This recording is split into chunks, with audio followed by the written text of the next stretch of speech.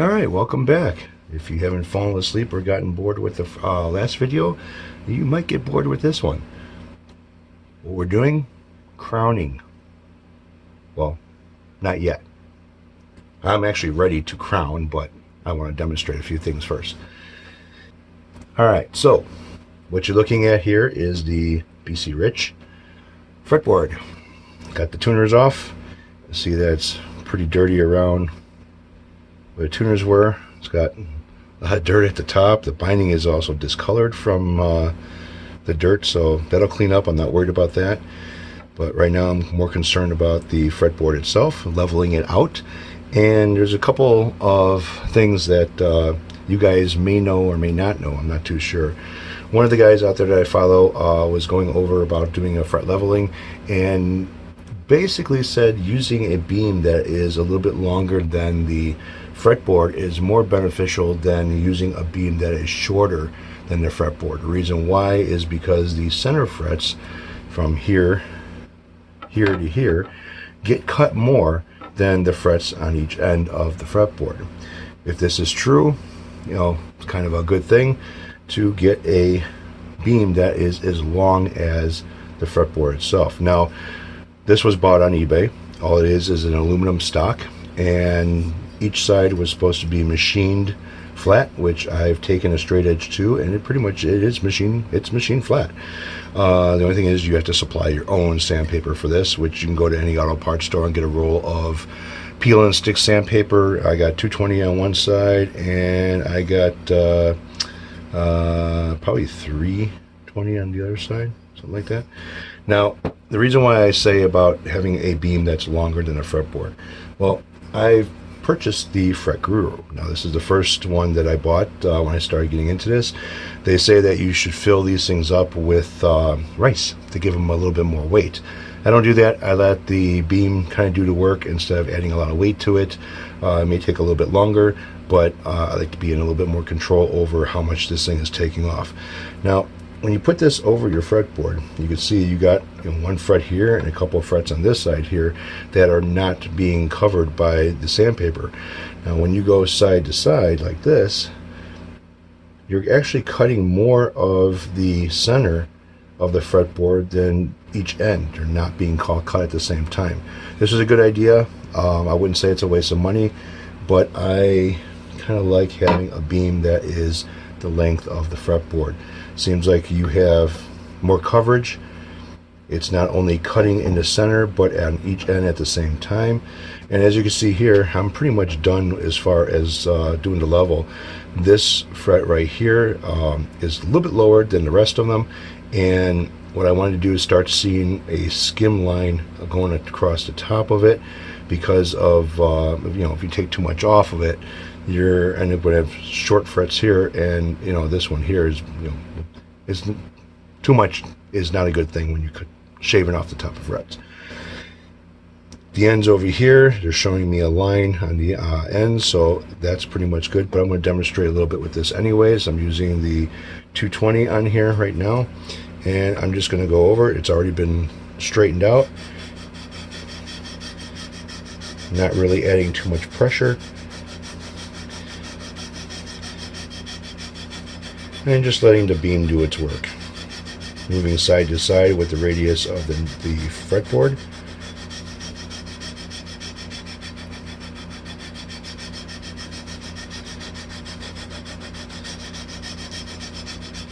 That's it. Now, if you were to have something that would hold your fretboard, you can also go like this with it and follow the radius of the fretboard a little bit better, and cover each fret at the same time. You can't do that with this one here because it's too short.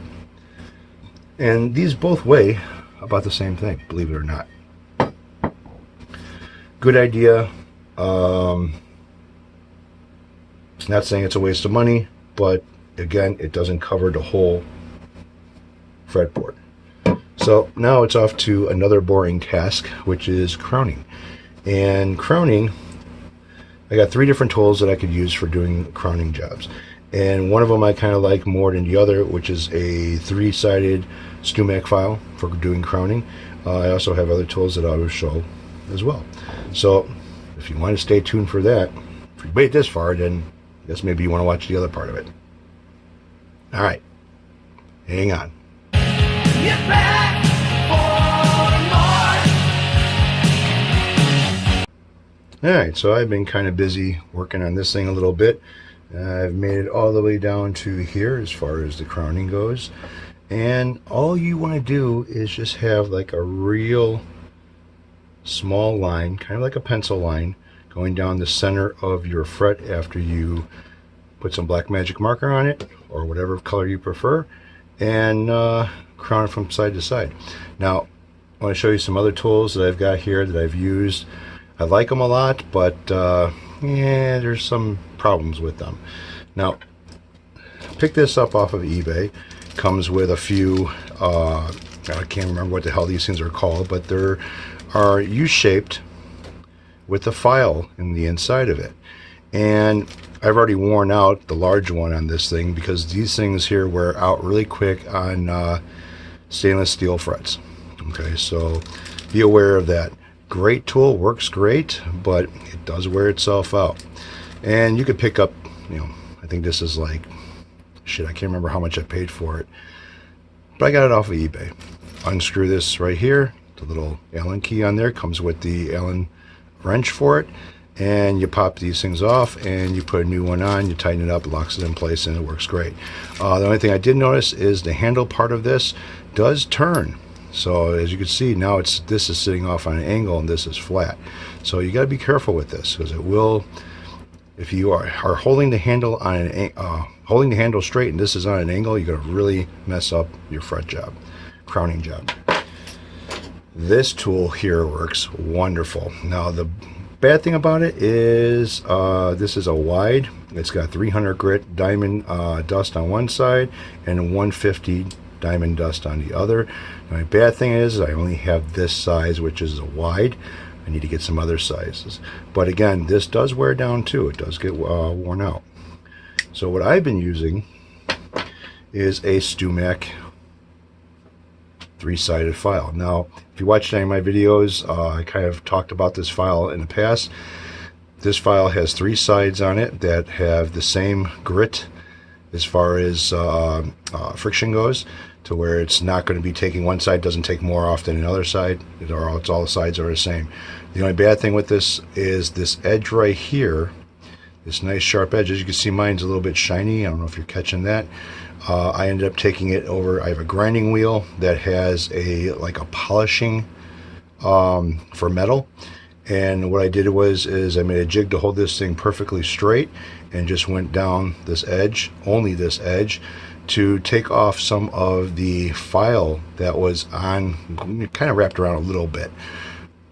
That way it could protect the fretboard when I'm filing and not dig into the tape or the fretboard itself. Worked out pretty great. I can get a little bit more steeper of an angle on it without having this part here, the edge part, dig or cut into the fretboard itself. So let's see what these frets look like. Alright, so I am on the 15th fret right here, and as you can see, it is black. So I'm going to go over and just do a little bit of crowning with the 3-sided file. So you want to make sure you are up against the file, or up against the fret, sorry. I kind of go a little bit more on an angle, which I'm able to now because I end up fixing this edge right here, so it won't saw into the fretboard or hit through the tape, and just go evenly with the side of the fret.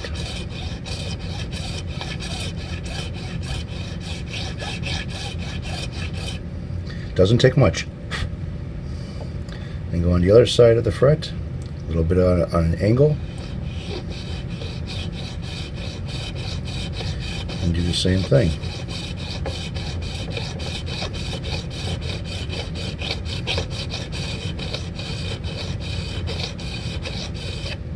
And what you're looking for is a nice little line in the middle of the fret. That's it. And I got a little bit on this side over here.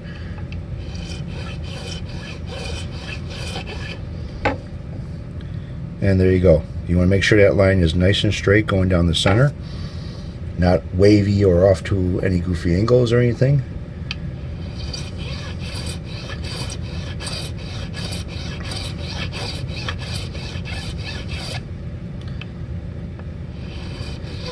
And I've been using this file for quite a while now. Almost every fret job that I do, I use this file for, and it has worked out great. And there you go. It's all there is to it. Not much.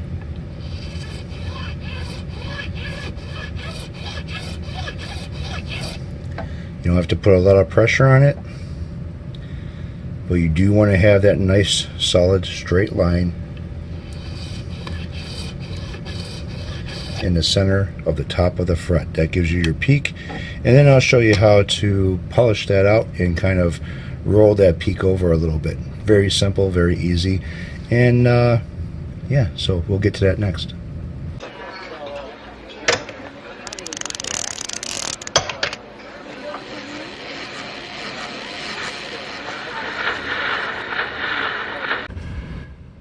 Alright, so now what I'm going to do is start polishing these frets. And I do it in a way of how you would polish metal, how you would polish paint, aluminum. What I'm trying to do here is basically get rid of all the scratch marks and whatever that this file from after crowning has put into the fret. I want to remove that. And this is kind of like a long process. Multiple different grits of sandpaper, and yeah, so let's get on to the first, which I'm using a 400 grit sandpaper. And all I'm going to do is, you guys seen this before, it is a rubber squeegee, basically pretty thick on the thick side, but yet flexible. What this is used for is putting graphics on vehicles, and haven't done that in years, so I'm going to use it for this.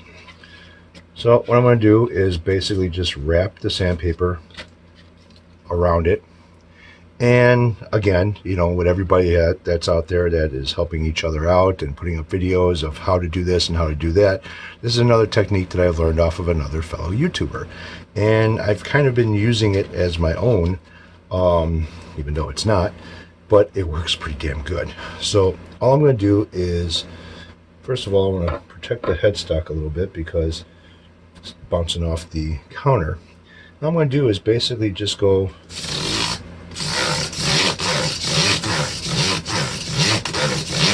side to side, fanning over the top of each fret. It's also going to be rounding off this peak a little bit and smoothing out any types of scratches or deep cuts that that file for crowning has put in here. So I'm going to get onto this and finish this with the 400 and then show the next grit. So stay tuned. Get back for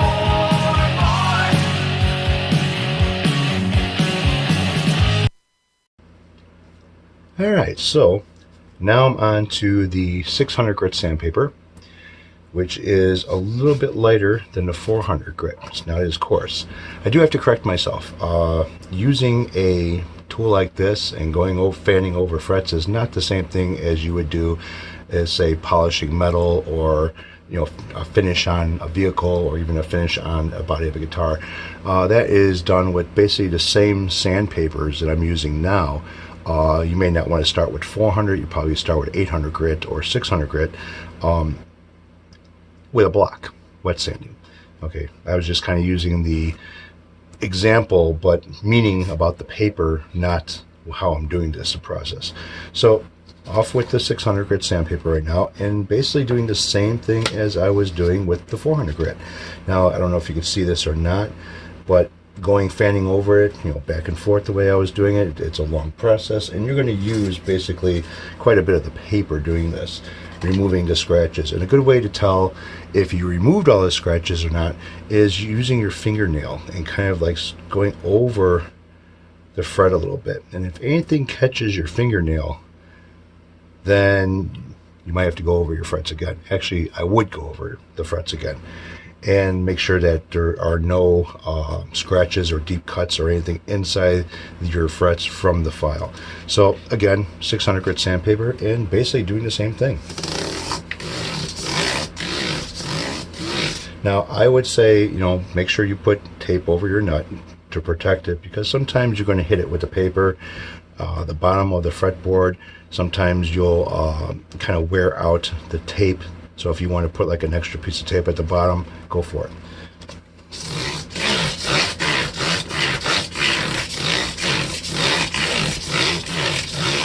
So I will be doing this for quite a while. The metal is also going to change a little bit in color from one paper to another paper. And yeah, after I get done doing this, I will go into the 800 grit. So if you want to stick around, stick around.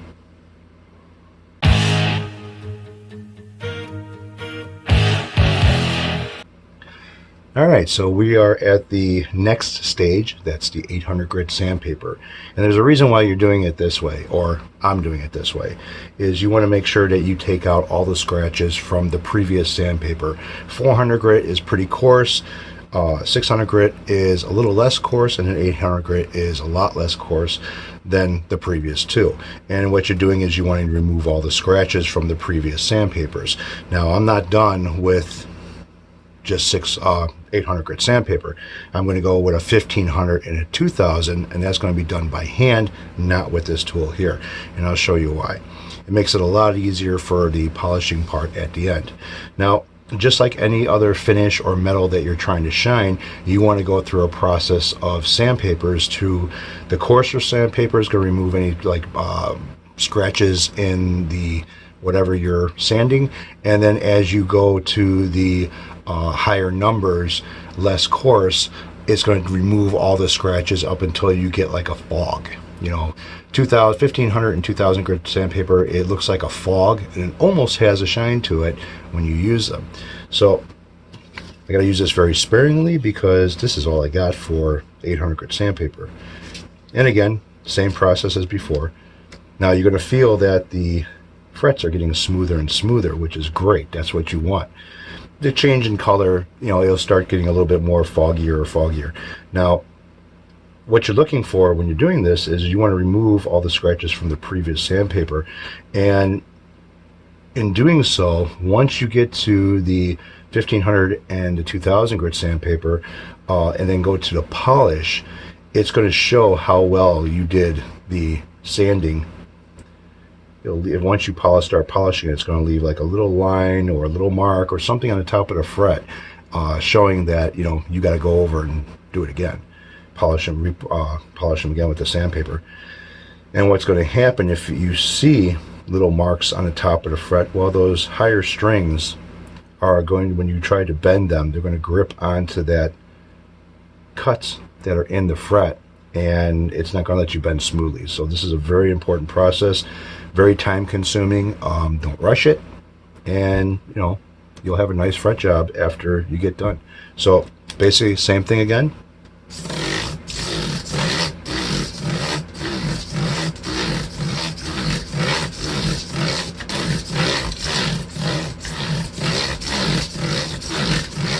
And that's it. I gotta keep going with this until these are going to feel a lot smoother than what they were with the 600 grit, and change it out to the 15. So, wow, if you guys stayed with me this long, might as well watch it to the end. All right, stay tuned.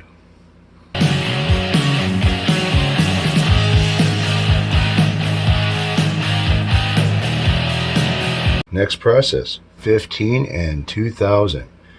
And why is this so important? Because this is going to polish out anything that the 800 grit sandpaper left as far as scratches go. This I do by hand. And when I do it by hand, it's again very time consuming, because you have to do each fret twice. One with the 15 and one with the 2000 grit.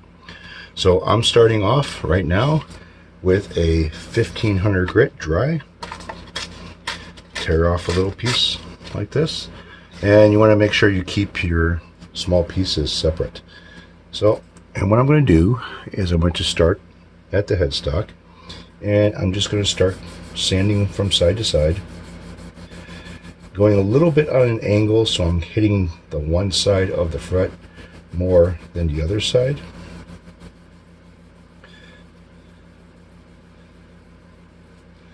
And then I'll go to this side of the fret and do the same thing.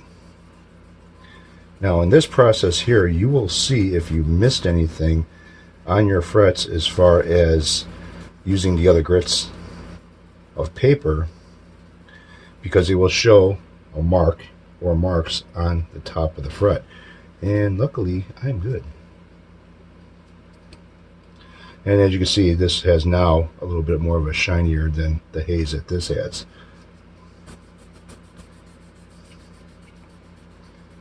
And I'm just going to keep going over it a little bit more.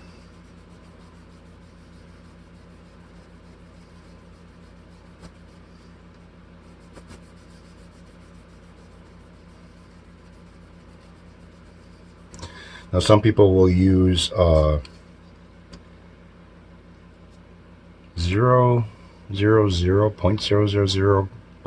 steel wool. I don't like using steel wool because the steel wool makes little steel wool fuzzies, so to say, and if you get that on your finish, that shit will scratch.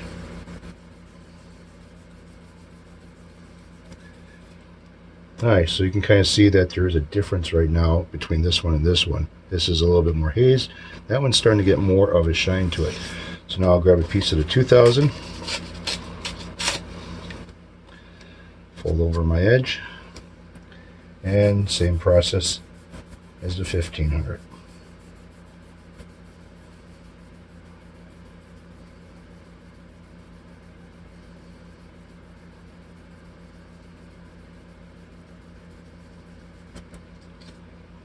Go over on the other side now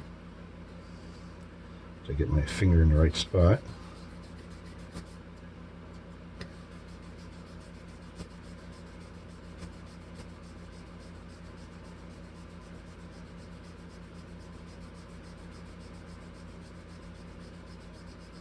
Like I said, this is very time consuming and it's kind of worth it at the end.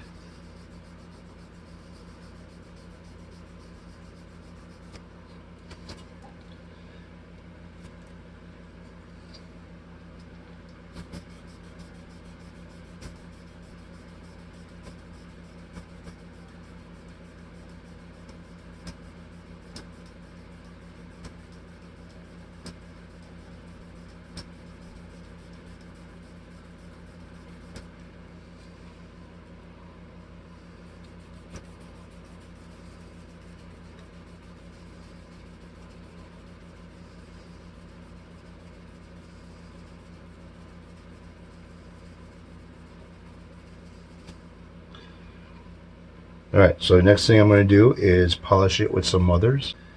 There's mother. It's a little bit on a rag. That's a little bit too much.